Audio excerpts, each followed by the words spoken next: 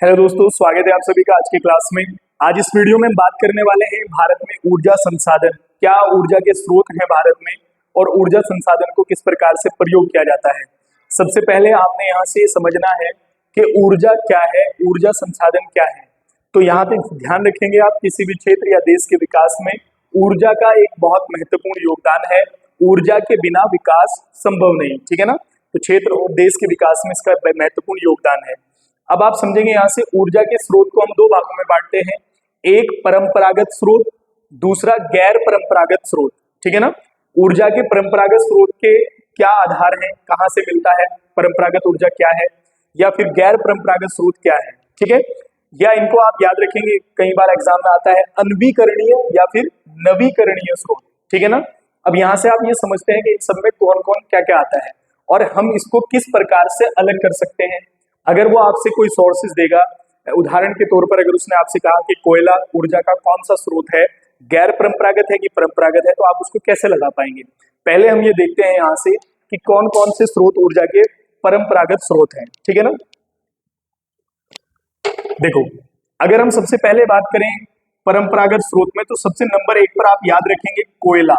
क्या याद रखेंगे? कोयला। कोयला जो है ऊर्जा के परंपरागत स्रोत के अंतर्गत आता है, ठीक है ना। दूसरे नंबर पर आप याद रखेंगे पेट्रोलियम।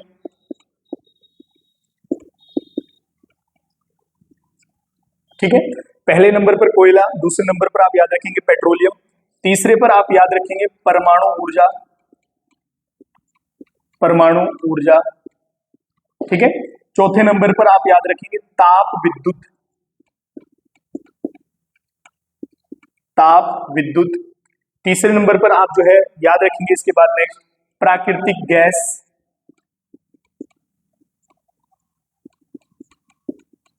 प्राकृतिक गैस, ठीक है। और या फिर आप याद रखेंगे शैल गैसें, ठीक है। तो यहां से हम देखते हैं दोबारा से, हमने बात की है परंपरागत ऊर्जा के स्रोतों में, जिसमें जो है कोयला, पेट्रोलियम, परमाणु ऊर्जा, ताप विद्युत, प्राकृतिक गैस या शैल या गैसें, ठीक है ना। ये ऊर्जा के परंपरागत स्रोत हैं। अब यहां से आपने ये देखना है कि इन स्रोतों को परंपरागत या अनवीकरणीय क्यों कहा गया है। तो यहां से आप याद रखना, इनका आप इसको ध्यान से नोट डालकर याद रखेंगे कि इनका जो है पुनः प्रयोग नहीं, ठीक है। यानी कि ऊर्जा के जो परंपरागत स्रोत हैं इनको आप दोबारा से प्रयोग नहीं कर सकते। जैसे सपोज दैट आप कोयला है, आप कोयले को जलाएंगे 1 किलो, आधा किलो या 10 किलो, तो जब आपने उसको जलाया, ऊर्जा प्राप्त की उससे, उसके बाद वो जो है खत्म हो गया है, मतलब खत्म हो गया है। अब आप उसको दोबारा प्रयोग नहीं कर सकते। वहीं पर अगर हम गैर परंपरागत स्रोतों की बात करें, तो इनको आप दोबारा से प्रयोग कर सकते हैं, बार बार जिनका आप प्रयोग कर सकते हैं, और इनका बार बार प्रयोग नहीं किया जा सकता, ठीक है ना। जैसे ताप विद्युत, पेट्रोलियम, परमाणु। जो पेट्रोलियम आपने निकाल कर उससे पेट्रोल, डीजल या कुछ और बनाया है, वो आपने एक बार प्रयोग कर लिया, दोबारा निकाला है, दोबारा निकालेंगे दूसरे बार प्रयोग करने के लिए, ठीक है ना। तो यहाँ से आप ध्यान रखेंगे कि वो स्रोत जिनको पुनः प्रयोग नहीं किया जा सकता, ऊर्जा के परंपरागत स्रोत के अंतर्गत आता है। आपको देगा कि कोयला ऊर्जा के किस स्रोत के अंतर्गत आता है, तो आप याद रखेंगे परंपरागत या अनवीकरणीय स्रोत, ठीक है ना। अब हम बात करते हैं गैर परंपरागत स्रोत की। तो गैर परंपरागत स्रोत में सबसे नंबर एक पर आप याद रखेंगे सौर ऊर्जा। क्या आएगा? सौर ऊर्जा, ठीक है। सौर ऊर्जा नंबर एक पर जो है गैर परंपरागत स्रोत के अंतर्गत आएगा। उसके बाद आप याद रखेंगे पवन ऊर्जा। नंबर एक पर आपने बात की सौर ऊर्जा, नंबर दो पर आपने की पवन ऊर्जा की बात, ठीक है ना। नंबर तीन पर आप याद रखेंगे भू तापीय ऊर्जा, और फिर आप याद रखेंगे जल विद्युत, ठीक है। जल विद्युत यानी कि जब जो है आपने देखा होगा जल विद्युत जो परियोजनाएं होती है उनसे प्राप्त ऊर्जा गैर परंपरागत स्रोत के अंतर्गत जो है आती है, ठीक है। तो आपने यहां से देखा सौर ऊर्जा, पवन ऊर्जा या भूतापीय ऊर्जा या फिर जल विद्युत, या फिर इसमें आप एक बायोगैस को भी याद रखेंगे। किसको? बायोगैस को भी आप याद रखेंगे। तो ये ऊर्जा के जो है गैर परंपरागत स्रोत हैं, जिनसे जो है ऊर्जा का हम क्या प्राप्त कर सकते हैं? नवीकरणीय ऊर्जा प्राप्त कर सकते हैं, और इन स्रोतों को हम बार बार प्रयोग कर सकते हैं, ठीक है ना। लेकिन परंपरागत स्रोत की अगर हम बात करेंगे तो ये वो स्रोत है जिनको हम बार बार पुनः या दोबारा से प्रयोग नहीं कर सकते, इसलिए जो है ये अनवीकरणीय के अंतर्गत आते हैं। ठीक है, अब यहां से हम बात करते हैं सबसे पहले गैर परंपरागत ऊर्जा स्रोतों की। ठीक है ना, सॉरी, परंपरागत ऊर्जा स्रोतों की हम बात करेंगे सबसे पहले, और इसमें सबसे पहले आप ध्यान रखेंगे कोयला। ठीक है, कोयला।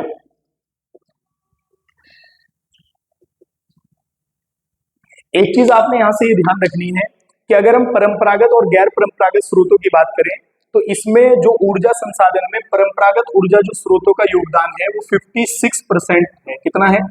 56% है। परंपरागत स्रोतों से जो प्राप्त ऊर्जा हम करते हैं वो लगभग 56% हम करते हैं, और वहीं अगर गैर परंपरागत स्रोतों की बात करें तो 43% आप जो है याद रखेंगे। तो परंपरागत स्रोतों से हम 56% ऊर्जा गहन करते हैं और गैर परंपरागत स्रोतों से हम 43% ऊर्जा जो है प्राप्त करते हैं। ठीक है, अब हम बात करते हैं कोयले की। ठीक है, ये कोयला अगर हम बात करें तो अनवीकरणीय स्रोत है या परंपरागत स्रोत है, गैर परंपरागत नहीं है, आप यहां से ध्यान रखेंगे। और कोयले के बारे में अगर हम बात करना चाहें तो आपको पता है कि कोयला कार्बन का रूप है, एक कार्बनिक पदार्थ कह सकते हैं इसको। ठीक है ना, और दूसरा इसके बारे में ध्यान के रखेंगे कि भारत के ऊर्जा संसाधन में कोयले का योगदान सबसे ज्यादा है, यानी कि भारत के जो ऊर्जा संसाधन है उसमें सर्वाधिक योगदान इसी का है, ये आप ध्यान रखें।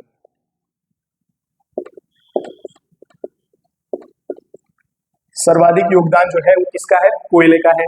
अब अगर हम बात करें कितने प्रतिशत है तो आप याद रखेंगे लगभग 60% जो है ऊर्जा संसाधन में इसका योगदान है, सर्वाधिक ही कहा जाएगा। और वहीं पर आप इससे ध्यान रखेंगे अगर इससे विद्युत की बात करें, विद्युत जो कोयले से हम बिजली बना रहे हैं लगभग 55 से 60% तक जो है बिजली हम कोयले से बना रहे हैं, ये आप यहां से ध्यान रखेंगे। कोयले का भारत के ऊर्जा संसाधन में सबसे ज्यादा योगदान है, और हम कोयले जिससे बिजली लगभग 55 से 60% तक जो बिजली बनाते हैं वो कोयले से ही हम बनाते हैं। ठीक है ना, उसके बाद इसको ये भी ध्यान रखेंगे आप, इसी कोयले को जो है काला सोना भी कहा जाता है। क्या बोलते हैं इसको? काला सोना। कोयले को काला सोना भी कहा जाता है। ठीक है ना, इसके कीमती होने की वजह से।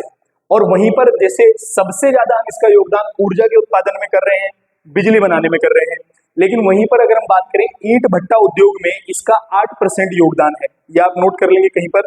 अगर कोयले की बात करें तो ईंट भट्टा उद्योग में इसका 8% तक योगदान है, वहीं पर इस्पात उद्योग की बात करें तो इसका 5% योगदान है। ठीक है ना, वहीं पर सीमेंट की बात करें तो इसका 3% तक योगदान है, और उर्वरक में जो फर्टिलाइजर बनते हैं उसमें भी 0.03% जो है इसका योगदान देखने को मिलता है। किसका?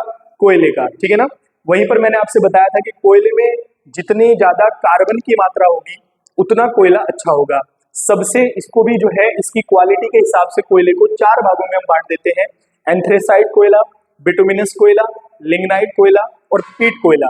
तो जिस कोयले में सबसे ज्यादा जो कार्बन की मात्रा होती है वो जो है एंथ्रेसाइट कोयले में होती है, जो कि ऊर्जा भी ज्यादा देता है और धुआं कम करता है, क्योंकि उसमें कार्बन की मात्रा 95% होती है। वहीं पर बात करें बिटुमिनस की तो उसमें कार्बन की मात्रा 65 से 70 के आसपास रहती है, और यही जो है भारत में सबसे ज्यादा पाया जाता है। ठीक है ना, भारत में बिटुमिनस प्रकार का कोयला सबसे ज्यादा मिलता है। वहीं पर तीसरे नंबर पर बात करें लिग्नाइट कोयले की, जिसको भूरा कोयला भी कहा जाता है, इसमें कार्बन की मात्रा 45% तक होती है। और पीट कोयला सबसे निम्न श्रेणी का है, जिसमें लकड़ी की मात्रा ज्यादा होती है, और ये जो है इसमें कार्बन कम है, और ये सबसे निम्न श्रेणी का है, इससे धुआं ज्यादा होता है, ऊर्जा कम मिलती है। तो ये कोयले के प्रकार थे। वहीं पर अगर बात करें कोयला उत्पादन में विश्व में, ये आप ध्यान रखेंगे यहाँ से, अगर मैं कोयला उत्पादन की बात करूं विश्व में तो नंबर 1 पर जो है चीन है इसके उत्पादन में। और वहीं पर अगर हम अपने भारत की बात करें तो ये ध्यान रखेंगे आप, भारत में नंबर 1 पर जो है झारखंड है। क्या है? झारखंड तो नंबर 1 पर है, या झारखंड भंडारण में कई बार आ जाता है, कई बार जो है छत्तीसगढ़ को वो दे देता है। ठीक है, तो आप ध्यान रखेंगे यहाँ से। तो इसको हमने कहा ये भारत के ऊर्जा संसाधन में सबसे ज्यादा योगदान देता है, और इसका योगदान लगभग जो है 60% के आसपास है। ठीक है ना, वहीं पर अगर विद्युत की बात करें तो लगभग 55 से 60% जो विद्युत उत्पादन हम करते हैं वो कोयले से ही करते हैं, इसका सबसे ज्यादा योगदान है, इसको काला सोना भी कहा जाता है। अब हम बात करते हैं सेकंड नंबर पर पेट्रोलियम की। ठीक है ना, पेट्रोलियम, या आप ध्यान रखेंगे कच्चा तेल, ठीक है ना। अगर हम बात करें पेट्रोलियम क्या है, तो ये पृथ्वी के नीचे की सतह में बनता है, एक जीवाश्म ईंधन है। क्या है? जीवों के अंश से जो रिसाव होकर, सड़े गले पेड़ पौधे जीव जंतु, इनसे जो रिसाव होकर जो हमें लिक्विड पदार्थ मिलता है, उसी को हम बोल देते हैं पेट्रोलियम या कच्चा तेल। और ये जो है जीवों के सड़ने मरने गलने से होता है, इसीलिए इसको जीवाश्म ईंधन भी कहा जाता है। तो जब ये हमें प्राप्त होता है तब इसको हम रिफाइन करते हैं, इसको शुद्ध करते हैं, शोध करते हैं और फिर उसको प्रयोग में लाते हैं, ठीक है ना।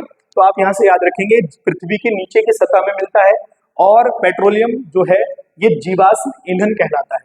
अब इससे भी ऊर्जा संसाधन में हमारे यहाँ बड़ा योगदान है इसका, और ये ऊर्जा संसाधन का एक परंपरागत स्रोत है, ठीक है ना। सबसे पहले भारत में पेट्रोलियम की खोज कहाँ पर की गई और किस प्रकार से की गई थी, वो सब कभी आ जाता है, तो उसके बारे में देख लेते हैं, ठीक है। तो देखो ध्यान से, सर्वप्रथम अगर हम बात करें पेट्रोलियम के बारे में, तो आप याद रखेंगे 1889 और एक जगह आपने याद रखनी है डिगबोई, और ये कहां पर है, तो आप याद रखेंगे असम में है। कहां पर है? असम में। तो सबसे पहले अगर हम बात करें 1889 में डिगबोई असम में, यहाँ पर रेल की पटरियों का काम चल रहा था, उसकी खुदाई चल रही थी, तो यहाँ पर सबसे पहले तेल मिला था। तो सबसे पहले जो इसकी खोज की गई पेट्रोलियम की भारत में 1889 में डिगबोई असम में खोज हुई, ठीक है ना। ये आप ध्यान रखेंगे यहां से। उसके बाद यहां से जब तेल मिलना शुरू हुआ, इसके अलावा भारत में कहीं पर भी तेल मिलना नहीं स्टार्ट हुआ था उस समय तक। तो एक लंबा समय ऐसा रहा कि जब असम जो है एक बड़ा पेट्रोलियम उत्पादन का एक राज्य बना रहा, उत्पादक करता बना रहा, लगभग कब तक, तो आप याद रखेंगे 1960 के दशक तक, ठीक है ना। उसके बाद अगर हम सेकंड नंबर पर बात करें तो 1961 में, कब, 1961 में या 1996 में जो है गुजरात, कहां पर, गुजरात, और गुजरात की आपने जगह याद रखनी है अंकलेश्वर। क्या है? अंकलेश्वर, ठीक है। गुजरात के अंकलेश्वर में 1961 में या 1960 या 61 में, दोनों आप याद रखेंगे, जो है एक तेल का कुआं खोदा गया।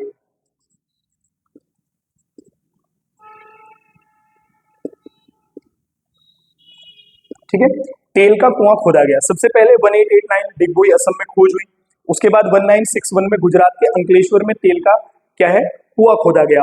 उसके बाद जगह जगह जो है पता चलने लगा तेल का, लेकिन ये मुख्य रूप से सबसे पहले अगर आप याद रखें डिगबोई असम याद रखेंगे।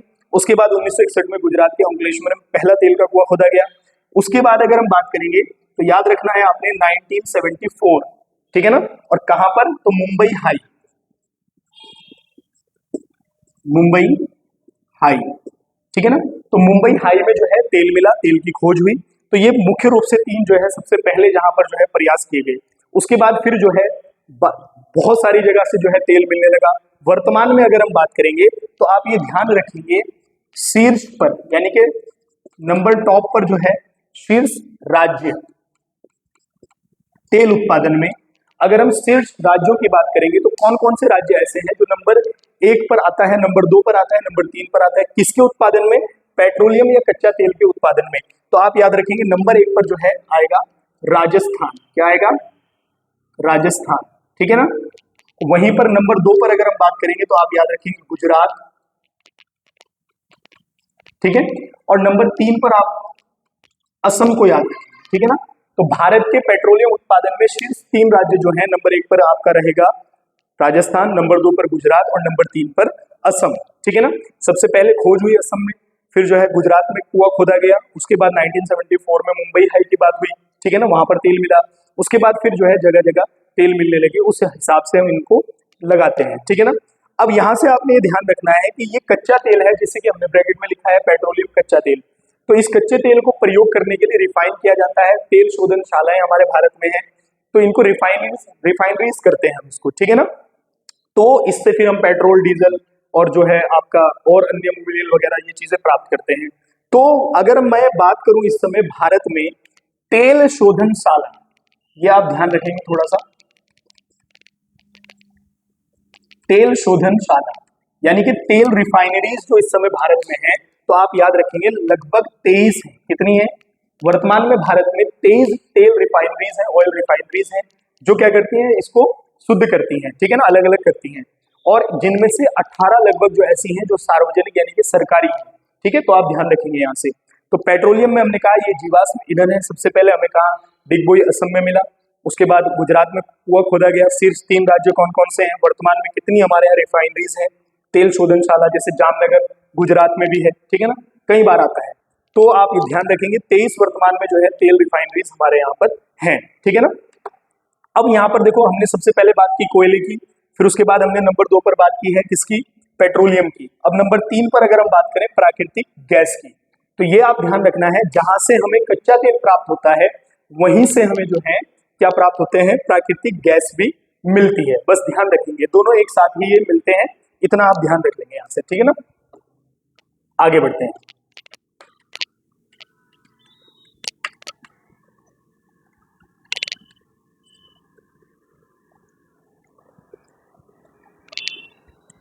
अब हम बात करते हैं अगले नंबर पर ताप विद्युत की, ठीक है ना।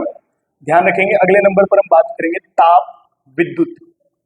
अब यहां से आपने एक चीज बड़ी ध्यान रखनी है कि कई बार ये पूछा जाता है या ये सवाल प्रश्न उठ सकता है कि भारत के ऊर्जा संसाधन में सर्वाधिक योगदान किसका है। तो जैसे मैंने आपसे कहा कि लगभग कोयले का है, लेकिन वहीं पर अगर बात करें ताप विद्युत का, ये दोनों नंबर 1 पर ही माने जाते हैं। कई जगह जो है ताप विद्युत के बारे में आता है कि कोयले के बाद इसका ज्यादा जो है प्रयोग करते हैं, ऊर्जा का सबसे बड़ा स्रोत है कोयले के बाद ये, ठीक है ना। लेकिन ये आप ध्यान रखेंगे ऊर्जा संसाधन में, ठीक है, इसका 67% योगदान है। किसमें, ऊर्जा संसाधन में इसका 67% योगदान है।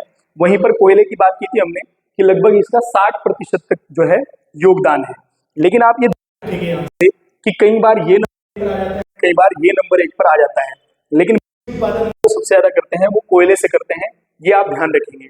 अब यहाँ से सवाल ये उठता है, कोयला तो आपको पता है मिला है, हमने जलाया, ऊर्जा प्राप्त की, ताप विद्युत क्या है, ठीक है ना। तो यहाँ से ध्यान रखिएगा जैसे हमारे पास कोयला है, प्राकृतिक गैसें हैं, हम ऊर्जा उत्पन्न कर कर पानी को गर्म करते हैं, पानी को हीट करते हैं और उच्च दबाव वाली भाप बनती है जिससे टरबाइन घूमती है। जैसे भाप इंजन काम करता है वैसे ही सेम ताप विद्युत वही है भाप इंजन, आप समझ सकते हैं। तो इससे टरबाइन घुमाते हो ऊर्जा हम जो है क्या करते हैं, प्रयोग करते हैं, ठीक है। अब यहां से आप ये ध्यान रखेंगे अगर हम बात करें ताप विद्युत की क्षमता की, ठीक है, जैसे मैंने अभी आपसे कहा कि ताप विद्युत क्षमता में हमारे कोयले का जो योगदान है वो 55 से 60% है। तो अगर हम इसकी क्षमता की बात करें, जैसे ऊर्जा संसाधन में तो ये नंबर 1 पर है, लेकिन इसकी क्षमता कितनी है, तो आप याद रखेंगे 54.5% तक इसकी क्षमता है, जो कि विद्युत उत्पादन में हम इसको प्रयोग करते हैं, ठीक है ना। आगे बढ़ते हैं। अगर हम ताप विद्युत के बारे में बात करें तो शीर्ष राज्य कौन से हैं जो ताप विद्युत को प्रयोग करते हैं। नंबर 1 पर कौन है, नंबर 2 पर कौन है और नंबर 3 पर कौन है, ठीक है ना। तो यहां से आप याद रखेंगे शीर्ष राज्य जो है नंबर 1 पर जो ताप विद्युत का करते हैं, नंबर 1 पर आएगा महाराष्ट्र। क्या आएगा, महाराष्ट्र, ठीक है। नंबर 2 पर आप याद रखेंगे गुजरात, ठीक है। और नंबर 3 पर आप याद रखेंगे उत्तर प्रदेश, ठीक है। जैसे हमने बात की थी अभी कोयले की, वैसे ही हम बात कर रहे हैं अब किसकी, ताप विद्युत की, और वैसे ही हमने बात की थी पेट्रोलियम की, ठीक है। तो शीर्ष 3 राज्य ताप विद्युत में कौन से हैं, तो महाराष्ट्र नंबर 1 पर आ जाएगा, फिर उसके बाद गुजरात, फिर उसके बाद उत्तर प्रदेश, ठीक है ना। ये 3 राज्य जो है ताप विद्युत में जो है नंबर 1 पर है, ठीक है ना। आगे बढ़ते हैं। अगला बात करते हैं हम परमाणु ऊर्जा की, ठीक है, ये आपने देख लिया है। अगले नंबर पर हम बात करेंगे परमाणु ऊर्जा की। देखो अगर प्रश्न ये बनता है कि परमाणु ऊर्जा में जो है परमाणु ऊर्जा किस ऊर्जा के ऊर्जा संसाधन के किस स्रोत के अंतर्गत आता है, गैर परंपरागत है कि परंपरागत है, तो आप याद रखेंगे परंपरागत स्रोत है परमाणु ऊर्जा, ठीक है ना। अब हम बात करते हैं, देखो परमाणु ऊर्जा की बात करें तो मैंने आपसे इसके बारे में कहा था जब हम खनिजों की बात कर रहे थे, इसमें 2 रूप मुख्य रूप से आप याद रखेंगे, एक थोरियम और एक यूरेनियम, ठीक है। थोरियम के उत्पादन में भारत नंबर 1 पर है और भारत का केरल राज्य नंबर 1 पर है। तो थोरियम और यूरेनियम का प्रयोग होता है परमाणु रिएक्टरों को एक ईंधन के रूप में, परमाणु रिएक्टर में जो ईंधन है उनके रूप में जो है इसका प्रयोग होता है और इसी से जो है ऊर्जा उत्पन्न की जाती है, ठीक है ना। उसके बाद अगर हम बात करें भारत में परमाणु की, तो यहां से आप एक बड़ी ही महत्वपूर्ण चीज ध्यान रखेंगे, भारत में परमाणु ऊर्जा का जनक किसको माना जाता है? तो याद रखेंगे एक व्यक्ति हैं होमी जहांगीर भाभा, ठीक है। तो ये आप याद रखेंगे, परमाणु ऊर्जा का जनक जो है होमी जहांगीर भाभा है। और वहीं पर आप ये ध्यान रखेंगे, भारत में परमाणु ऊर्जा आयोग की जो स्थापना हुई थी वो 1948 में हुई थी। ये भी आप यहां से ध्यान रखेंगे, परमाणु ऊर्जा के जो जनक हैं होमी जहांगीर भाभा है और वहीं पर परमाणु ऊर्जा आयोग की जो स्थापना की गई थी वो 1948 में की गई थी। और इससे भी जो है हम ऊर्जा संसाधन में इसका प्रयोग करते हैं, इससे भी हम जो है इसको प्रयोग में ला रहे हैं। वहीं पर जो है जैसे अब इसको जो हमने भारत में कई सारे ताप विद्युत गृह बना रखे हैं, क्या बना रखे हैं ये ध्यान रखेंगे आप यहां से, ताप विद्युत गृह या ताप विद्युत घर, ठीक है ना। अब यहां से आप याद रखेंगे, जैसे कुछ ताप विद्युत घर ऐसे हैं जिनको एग्जाम में पूछा जाता है तो बहुत ही महत्वपूर्ण है। जैसे आप नंबर 1 पर याद रखेंगे तारापुर, तारापुर ताप विद्युत गृह की अगर हम बात करेंगे तो ये महाराष्ट्र में है। कहां पर है? महाराष्ट्र में। तारापुर ताप विद्युत गृह कहां पर है? महाराष्ट्र में है। उसके बाद हम बात करेंगे रावत भाटा, क्या बात करेंगे?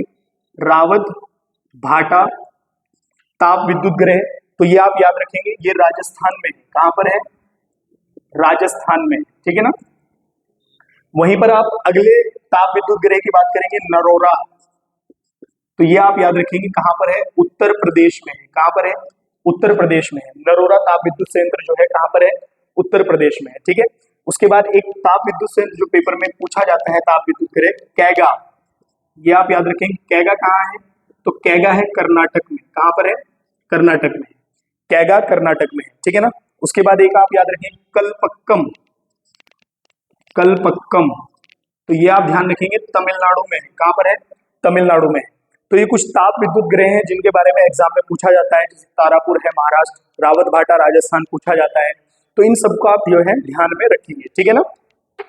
तो अभी हमने बात कर रहे थे ऊर्जा के परंपरागत स्रोतों की, और ऊर्जा के परंपरागत स्रोत में हमने बात की थी कि कौन कौन से स्रोत हो सकते हैं जिनको हम पुनः प्रयोग नहीं कर सकते, वो परंपरागत या अनवीकरणीय स्रोतों के अंतर्गत आते हैं। कोयला है, पेट्रोलियम है, परमाणु ऊर्जा है, प्राकृतिक गैस है। वहीं पर शैल की बात हमने की थी, तो जो चट्टानों से जो ऊर्जा प्राप्त होती है, शैल जो टूटते फूटते हैं, उनसे भी हम जो है ऊर्जा संसाधन में प्रयोग करते हैं। तो दोस्तों अब हम बात करेंगे अगली वीडियो में ऊर्जा के जो गैर परंपरागत स्रोत हैं और उनको कैसे हम जो है प्रयोग करते हैं, कितना योगदान है उनका ऊर्जा संसाधन में, उन सब के बारे में हम बात करेंगे। मिलते हैं नेक्स्ट वीडियो में, तब तक के लिए धन्यवाद।